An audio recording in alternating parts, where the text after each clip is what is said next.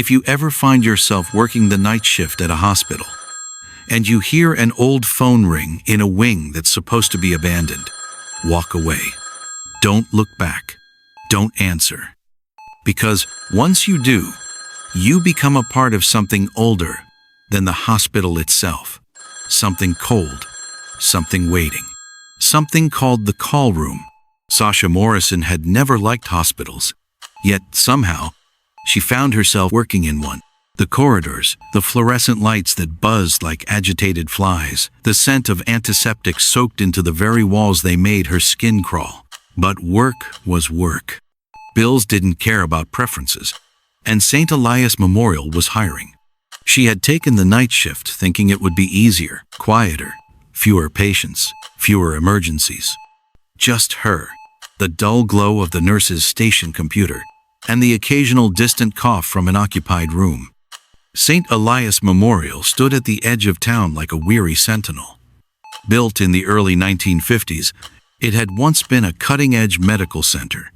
Now, it was a half-renovated relic, still haunted by its history. Locals whispered about the third floor the old surgical wing long shut down after a fire ravaged it. They said strange things happened there. Sasha assumed it was just local superstition. Every old hospital had its ghosts, after all. Her first few shifts passed without incident.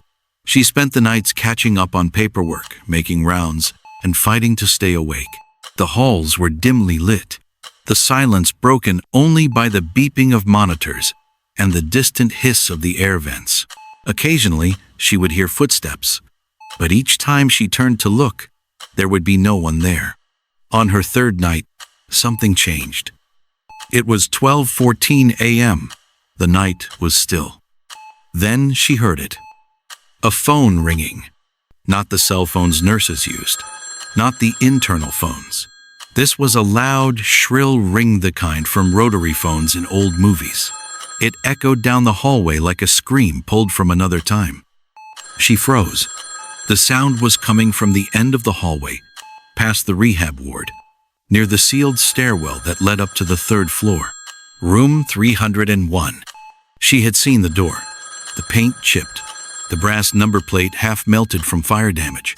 A sign hung across it. Do not enter. Wing closed for renovation. But the phone was ringing inside, clear as day. She didn't move, didn't breathe, just stared. Then, as if it had never been there, the ringing stopped. At the break room later that night, she mentioned it to another nurse. Martha, mid-60s, hunched shoulders, the kind of woman who had seen too much and smoked too little to care.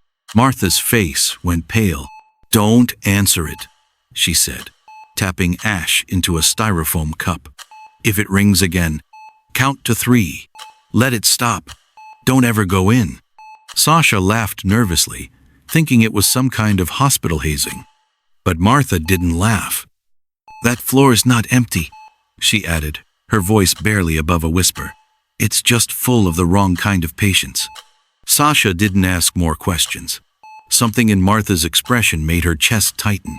Later, while pouring herself a cup of stale coffee, Sasha heard 2 other nurses whispering in the hallway. They stopped when they saw her, exchanging glances. One of them murmured. Another one got curious. She didn't sleep that day. The phone's ring echoed in her mind, replaying on loop. There was something in the sound, something that didn't belong to the world she knew. The next night, Sasha tried to convince herself it had been her imagination, an auditory hallucination from sleep deprivation. But when the clock hit 12:15 a.m., the phone rang again. 1 ring, 2, 3, then silence. She gripped her pen so tightly it snapped in half. Ink spilled across her chart. She left it and walked toward the noise. But before she reached the end of the hallway, it stopped. The next night, it rang again, this time 4 times. Then, something new happened. She heard a voice, faint, desperate, a child's voice. Please, help me. I'm still down here. It came from inside the room. She ran. She didn't tell Martha. She didn't tell anyone. But each night it got worse. Sometimes the phone would ring longer. Sometimes it would stop mid-ring, and the silence that followed felt so complete, so unnatural. It made her ears ring. One night, she saw a shadow under the door. It didn't move. It didn't shift. It was just there, as if someone stood perfectly still on the other side, waiting. And then came the night when the phone rang continuously, without stopping. 10, 20, 30 rings. The sound grew louder, more aggressive. It echoed through the walls, into her chest, into her bones. She covered her ears, but it wouldn't stop. That was the night she decided to open the door. The hallway to room 301 felt longer that night. As Sasha walked, the temperature dropped. The buzzing of the lights faded, and the silence became unnatural, as though the air itself were holding its breath. The door creaked as she approached. The peeling paint looked darker, almost wet. Her fingers hovered over the doorknob, cold metal meeting clammy skin. The phone rang again. 1, 2, 3. She opened the door. Inside, the air was stale and thick with the scent of smoke and something metallic. The room was untouched since the Faria surgical bed still stood in the center, covered in a plastic sheet yellowed with age. Cabinets lined the wall, their glass fronts smeared with soot. In the corner, on a cracked wooden desk, sat a rotary phone. It wasn't plugged in, but it was ringing. She stepped closer, each footfall echoing louder than it should have. She picked up the receiver. The ringing stopped. There was no dial tone, just silence. Then breathing, low, raspy, inhuman. A whisper slithered through the line. "You answered." The lights cut out. The room shifted. Sasha felt it before she saw it. The air folded in on itself, the darkness thickening like a curtain being drawn tighter. The walls elongated, stretching unnaturally, and the door behind her disappeared into shadow. Her flashlight flickered, then sparked out completely. When she turned around, she wasn't in room 301 anymore. The hallway ahead was long, twisted. The floor tiles had dark stains. The walls were smeared with handprints. Telephones sold, dusty, and disconnected hung crookedly on the walls at shoulder height. Each one began to ring. She stepped forward, hesitant, but something deeper than fear compelled her. The phones called not just to her ears, but to something ancient in her blood. As she passed one, she instinctively lifted the receiver. Static, then a voice. "They cut me open. I never woke up. They left me screaming beneath the anesthesia." She gasped and dropped the handset. The phone dissolved into ash. A second phone rang, louder. "He watches from behind your eyes. Don't blink. Don't turn around." Another phone whispered, "Run, Sasha. You have to run, before the line goes dead." She turned a corner. The hallway twisted again. The lights above were swinging, casting mad shadows across the floor. Doors appeared, each with a patient number carved in black. At the far end was a large rusted door labeled "Call Room." The sound of phones ringing from behind it was deafening. Sasha placed her hand on the knob. Something on the other side exhaled, and she opened it. The door groaned open, not from rust, but as if it were breathing a long, deep exhale that had waited years to be released. What lay beyond was not a room, but a cathedral for the dead. The call room stretched wider and deeper than any hospital blueprint could explain. Rows of old rotary phones lined metal tables, hundreds of them, trembling ever so slightly with each faint ring. The air pulsed with noise ringing. Yes, but underneath it, whispers. Not words, not entirely. More like fractured memories, lost voices, weeping, pleading, a constant undercurrent of sorrow and static. Some voices spoke in languages long forgotten. Others repeated the same phrase. "Please, answer. Please, answer." In the center of the room stood a solitary desk, larger, older, and on it sat a black rotary phone. gleaming and untouched by dust. It did not ring. It waited. The walls, they stared. Photographs framed in rot and time. Nurses, janitors, doctors, all wearing the same expression of understanding, one of loss. And among them, Sasha's face, fresh, wet, recently added. Her legs carried her forward, though her thoughts begged her to run. She stepped across the room's invisible threshold. The door behind her slammed shut with such force it shook the phone's silence. A low hum began to rise. Mechanical, ancient. It vibrated the floor. The black phone began to ring. She didn't want to answer it, but her hand rose anyway.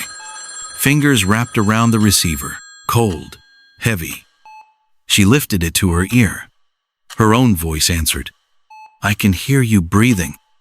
She froze. "I can see you now." The receiver fell from her hand. It struck the desk and bounced to the floor. Every phone in the room lit up screaming, wailing, vibrating in unison. She covered her ears, but it wasn't coming from the outside anymore. The noise was inside her head, inside her chest, a sound that knew her name. Cords slithered across the floor, black cables snaking toward her, wrapping around her wrists, her ankles, pulling her down.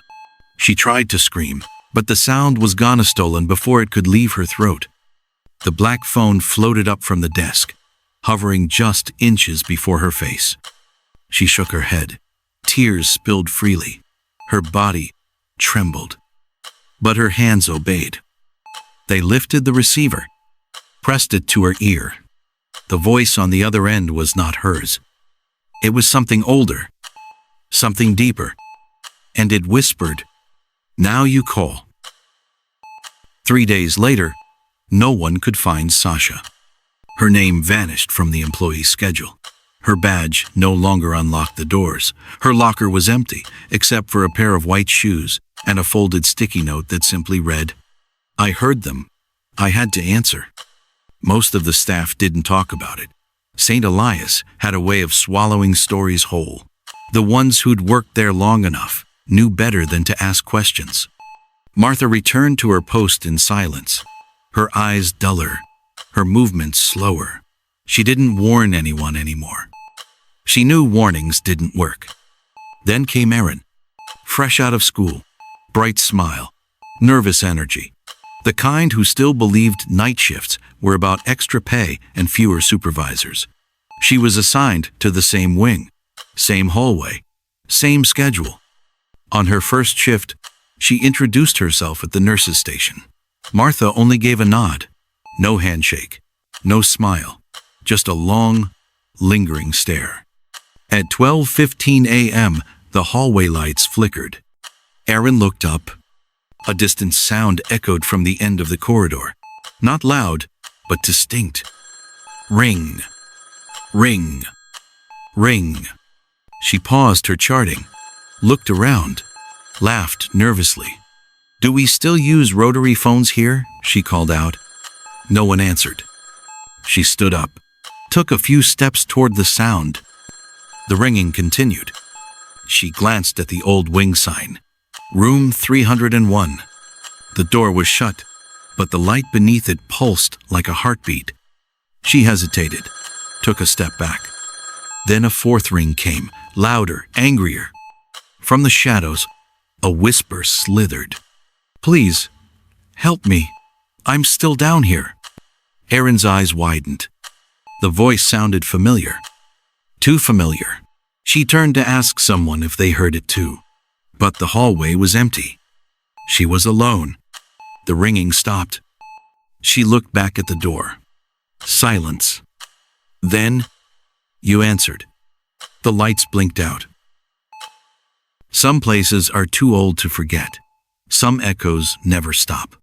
At St. Elias Memorial, if you work the night shift, and you hear a phone ring from a room that doesn't exist on any floor plan, don't answer.